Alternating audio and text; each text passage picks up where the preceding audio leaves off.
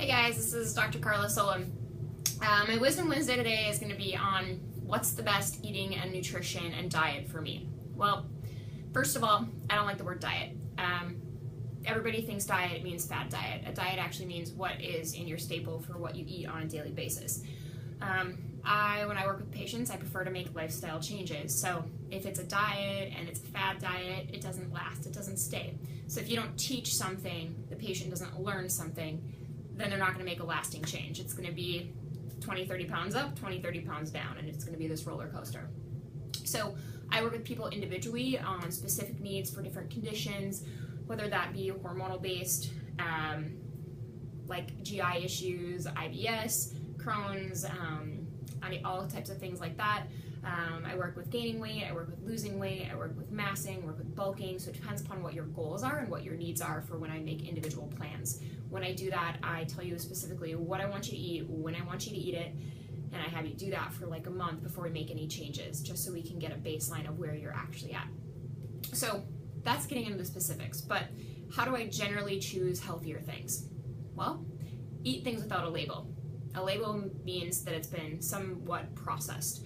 So if you're shopping at a grocery store, if you can find like good meats, obviously like organic grass-fed, if you can afford it, great. If not, let's just get meat. Let's not get deli meat, let's get meat. So whether it's the leaner the meat, typically the better. So whether it's chicken breast or pork or beef or fish, seafood's great.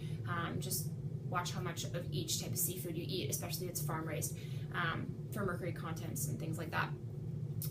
But let's eat whole proteins, and then we want to eat whole vegetables, so not from a can.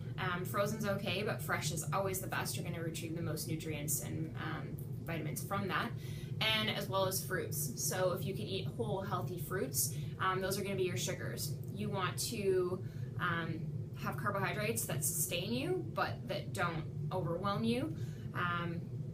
Most people in today's society have food allergens to something, whether it be gluten, dairy, or soy are the main ones. If we get into different types of conditions, people have different things that they typically shouldn't eat.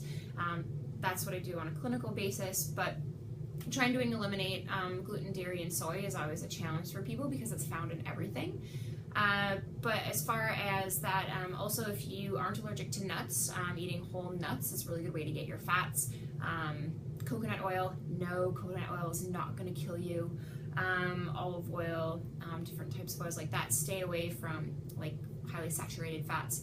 Avocados are great for fats as well. So if you stick with eating whole foods that don't involve a label, you're way better off than foods if they did have a label.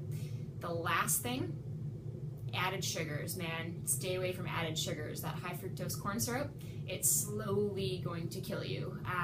And so working to stay away from foods that have it, next time check your ketchup label. Guarantee you'll find it in there. Peanut butter, it's in there. It's in everything.